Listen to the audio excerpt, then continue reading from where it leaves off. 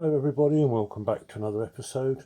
Today we're travelling back 70 plus years, to just after the Second World War in fact, although this camera was originally launched in 1937. And here we have it. It is a Voigtlander, and this is the original Voigtlander Vito, often referred to as the Vito 1. Like I say, launched in 1937, produced up until the 1940, first year of the war. Production stopped and then it resumed in 1947 and carried on to 1950. This particular example is just after the war. This is 1947 to 1950. And the way that you can tell that, if you push on this little button on the bottom, this is a folder, but it doesn't have the yellow moment filter on the front. All the pre-war cameras had the moment yellow filter, which I think I got on the better that I've shown in an earlier video, but this one doesn't. It's also missing the identifier that tells you what type of lens is in this camera. But yeah, it's a 35mm folder, and it's got a rather unusual trick as well, this one. So there you can see it in all its glory. It's a guess the focus distance, so it's a zone focusing camera. This is actually the shutter release on the side here. And then to cock the shutter, you move this lever over, and then to fire the shutter, you push on the button there. This is actually set on B at the moment. You can see it's very faint. The shutter speed's on the top, so you've got B, 1 second, half, 5, 10. It's got the old timings on it all the way through to 200. And then on the aperture scale, it goes from 3.5 through to f16. And this is how you adjust the aperture on there. So yeah, 3.5 down to 17. And focusing is achieved by moving this front, which is marked out. So that is how you focus, and that actually lines up with that part there. There is a snapshot mode, which is there's a diamond shape on here somewhere that you're supposed to match it up with. There you go, that's a snapshot mode. There is a depth of field scale on there, so f16, everything from infinity through to 5. I presume that's in meters, but I would have thought that's probably feet, but it's a German camera, so I don't know whether they worked in feet. Yeah, it is in feet, yeah. Seems a bit strange, doesn't it? So yeah, that's how you focus, that's how you cock the shutter, that's how you set the aperture, that's how you set the shutter speed. You have to cock the shutter every time. It's a different, it's not interconnected, although there is a double exposure prevention mechanism. Then to fire the shutter, you just push this little button or this bar down, and that's the shutter. I'm not sure what this bit down here is for, because from what I read up on these, they didn't have a self-timer, but it does look like a self-timer. To fold the camera away, you've got these two black buttons here, and then you can fold the camera away. It says, there you go. Okay, on the top we have an advance lever, we have a frame counter, and this is usual rewind. And if you want to take multiple exposures, you can lift this up and hold it up, and then you can recock the shutter and do a double exposure or triple exposure. And there's a little dial underneath here for resetting the frame counter. It's the additive type. Now, when this camera was first launched before the war, it used a format of film called 828. 828 is the same width as a 35mm that we know today, but it didn't have any sprocket marks on it at all. It had none of these sprocket holes. It was just the film being the full width, and it also had a backing paper on it. After the war, 828 film wasn't produced anymore, so they had to kind of change the camera a little bit. On the bottom there's only a tripod bush and a thing for opening the front. So to open the camera back, there's a little catch here that you move, and that's the inside of the camera. So you can see we've got a pressure plate here, but we haven't got a take-up spool on this side. So how do you load this camera?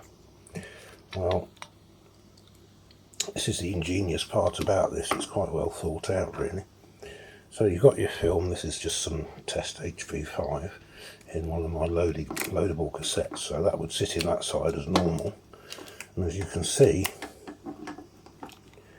this is very much like a normal 35mm camera.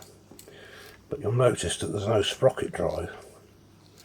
But there is this drive over here, and it's got little teeth on it. So this is how it's registering that the film moves through. And the frame counter, interestingly, on this camera won't work unless there's film in it. So what you do, in fact, is you get an empty cassette. Whether this will stick or not, I'm not sure. Find me some sticky tape. There probably is special cassettes that were made for this, but I haven't come across any of those yet. But what you would do is you would attach your film to this spot, this centre. That's the wrong way up, it should be that way up. It's the opposite way round.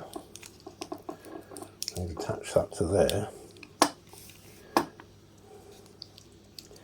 And then you'd put this back on, but it's going to be the opposite way round. Bit of a kerfuffle. But there's a number of advantages to this system.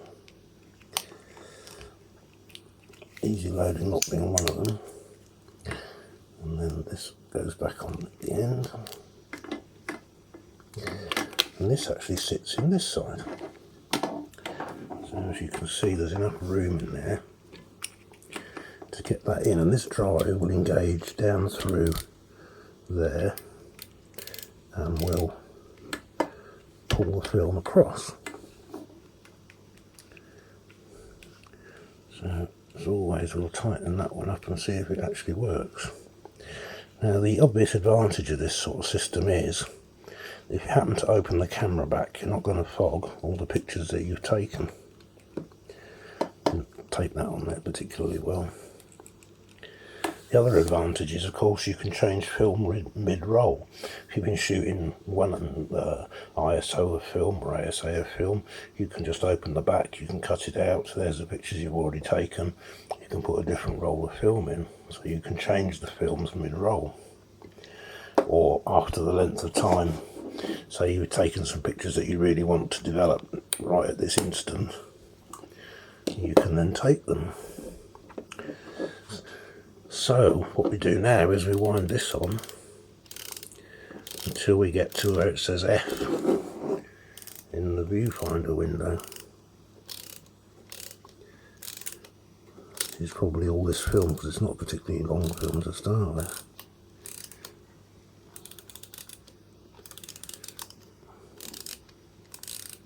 There we go, he's coming, but yeah, it takes a lot of leader on it. Frame counter does go up to 36, so that's at F. So we can open this up, we can cock the shutter, we can take the picture. Now we shouldn't be able to take another one. Oh, that doesn't work, does it? Yeah, that's a good idea. And then we have to, you shouldn't be able to take a picture until you've wound on. I heard a click there, so maybe that's the next exposure. Push the shutter button, and that's clicked. Wind on again. And then we got the click, cock the shutter. That's fired. And it's fired again, so that doesn't work, that part of it. Okay. It's 70 years old, so it's clicked again, so that's it wound on to the next frame. You can, I think, rewind it, because this basically disconnects the drive. So if you wind that, well, the film's still moving, so there's obviously something wrong with that part of it. But yeah, it's got quite a clear viewfinder. It's not very big, but it is very bright. And what I like about it is the pocketability, if that's a word. It's very easy to slip in your pocket. So there you have it, folks, the original Voigtlander Vito, 1947 to 1950. That should be sticking down, not more than that, I think. And yeah, 35mm folder, beautifully built. I'd say it's 70 years old and it still seems to function, apart from the double exposure interlock thing, but I think that's probably operator error more than anything else. A bit tarnished on the top here, but yeah, like I say, it's a lovely little piece. Needs a bit of a clean up, but and yeah, I've still got the original case for it as well. Very, very nice. Right, thank you very much for watching. I hope you enjoyed. Comments, questions, queries down below. I featured a Vito, I think it was a Vito C actually, but this one's quite unusual in that this was designed to use 828 film and then it was changed over to use 35mm film. It produces a standard 35mm size image, but yeah, beautiful camera. Like I say, comments, questions, queries down below. Subscribe please if you haven't already subscribed and you find this sort of content interesting about photographic history, and like and all the usual sort of stuff that you're supposed to do.